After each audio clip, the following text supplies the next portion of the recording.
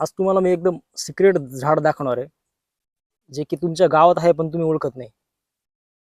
म्हणजे तुमच्या गावात रस्त्याच्या कडेला किंवा शेताच्या बाजूला एक असं झाड उगवतं की ज्याच्याकडे आपण कधी लक्ष देत नाही. पण तुम्हाला माहिती आहे का, हे झाड आयुर्वेदात औषध म्हणून वापरलं जातं. आज आपण जाणून घेणार आहोत आज्यान वृक्ष म्हणजेच हेरितिया लेविस. हे एक असं झाड आहे की जे ओळखलं तर खूप उपयोगी आहे. आज्यान वृक्ष जर म्हटला तर त्याची जर उंची जर तुम्ही बघितली तर मध्यम उंचीचं हे झाड महाराष्ट्रात अनेक ठिकाणी आढळतं. याला मराठीत आजान किंवा काही भागात याला धतरंग असं पण म्हणतात. याचं शास्त्रीय नाव आहे हेरितिया लेविस. हे झाड विशेषतः जंगल, डोंगराळ भाग आणि गावाकडे जो मोकळा भाग असतो ना समजा, त्या जागेमध्ये आढळतं, नदीच्या कडेला वगैरे. पण हे झाड आता तर तुम्ही समोर जे बघताय, हे जर तुम्हाला कधी बघण्यात आलं तुमच्या, ते कसं ओळखायचं? तर ते ओळखण्यासाठी काही गोष्टी लक्षात घेणं गरजेचे. त्यासाठी जे तुम्ही पाने जर बघितल्याची, ही बघा तुम्ही पाने, ही अंडाकृती असतात, अंडाकृती असतात त्याची पाने, आणि थोडी रखरखीत म्हणजे खरखरीत. हाताने जर स्पर्श केला तुम्हाला हाताने रफ लागतील एकदम असे. आणि खोड जर तुम्ही बघितलं, खोड हे करड्या रंगाचं असतं, करड्या रंगाचं खोड असतं याचं. आणि जर फुलं तुम्ही जर म्हटली तर याला फुले ही लहान आकाराची असतात, गुच्छामध्ये येतात आणि जी पांढऱ्या रंगाची असतात.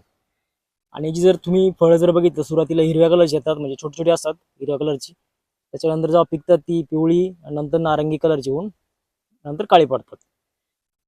जर तुम्हाला असं झाड जर दिसलं तर खूप शक्यता आहे म्हणजे की आज्यान वृक्षाचं असेल.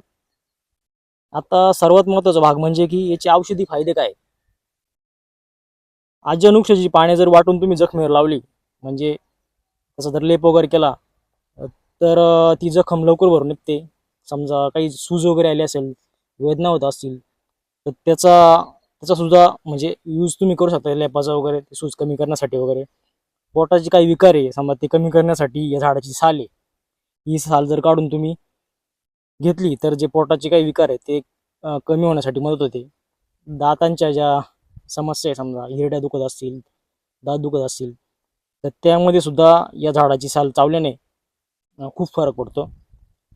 त्वचेच्या रोगामध्ये जे त्वचा रोग असतात समजा काही ना वगैरे, तर त्याच्यासाठी सुद्धा या झाडाचा उपयोग होतो. म्हणजे त्याची पानांचा मागे सालींचा उपयोग करून बाह्य साईडला म्हणजे म्हणतो बाहेरच्या बाजूला लावून त्याचा आपण यूज करून ते त्वचा रोगावरती त्याचं काय म्हणतो आपण, उपाय म्हणून त्याचा उपयोग करू शकतो. तसेच हाडांच्या दुखापतीमध्ये हाडांना आराम देण्यासाठी, म्हणजे हाडांचं दुखणं वगैरे समजा, त्यासाठी सुद्धा या झाडांच्या विविध भागांचा उपयोग केला जातो.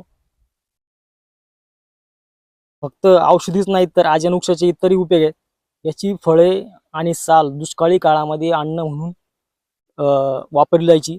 यावरून असं कळतं की या झाडाचं पूर्वीच्या काळामध्ये खूप याला महत्त्व होतं आणि किती महत्त्वाचं झाड होते यावरून समजतं. पण मित्रांनो, या झाडाची गोष्ट फक्त औषधांपुरती मर्यादित नाही आहे, कारण या झाडाचा संबंध आहे आपल्या श्रद्धेशी. महाराष्ट्रात एक गाव आहे जे तुमच्या सर्वांच्या परिचयाचे आहे, जिथे प्रत्येक वाऱ्याच्या झुळकीत भक्तीचा सुगंध असतो. हे ठिकाण म्हणजे आळंदी, संतांची भूमी. याच पवित्र भूमीत श्री संत ज्ञानेश्वर महाराजांची समाधी आहे. आणि या परिसरात उभा एक शांत, साधं पण अत्यंत विशेष असं झाड, आज्यान वृक्ष. पहिल्या नजरेत हे झाड साधं वाटेल, पण स्थानिकांच्या मते या झाडात एक वेगळीच ऊर्जा आहे. लोक इथे येतात, हात जोडतात आणि मनातल्या मनात इच्छा सांगतात. असं म्हणतात की या झाडाखाली बसल्यावर मन शांत होतं आणि चिंता हळूहळू दूर जातात. काहींसाठी हे फक्त एक झाड आहे, पण काहींसाठी एक श्रद्धेचं प्रतीक आहे. निसर्ग आणि अध्यात्म यांचं सुंदर मिलन आहे. आज्यान वृक्ष आपल्याला एक शिकवतो की कधी कधी ज्या गोष्टी आपण दुर्लक्ष करतो त्यातच खरा अर्थ आणि शक्ती दडलेली असते. म्हणून पुढच्या वेळी जर तुम्हाला असं झाड दिसलं तर त्याकडे बघू नका, थोडा वेळ त्याच्यासोबत घालवा. कदाचित तुम्हालाही काहीतरी खास अनुभवायला मिळेल. धन्यवाद.